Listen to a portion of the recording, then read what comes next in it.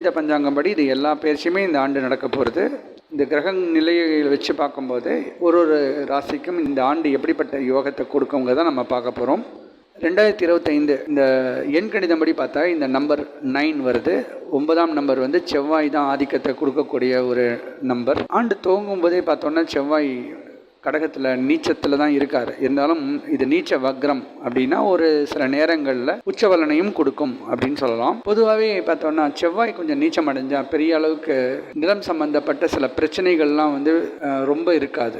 ஏன்னா செவ்வாயுடைய ஆதிக்கம் கொஞ்சம் குறைஞ்சி தான் இருக்கும். அதே சமயத்தில் அது நீச்ச வக்ரமாக இருக்கிறதுனால சில நேரங்களில் உச்ச பலனையும் அது தரதுனால ஒரு சில இடங்களில் சண்டைகள் அது வரா போல் இருக்கும்.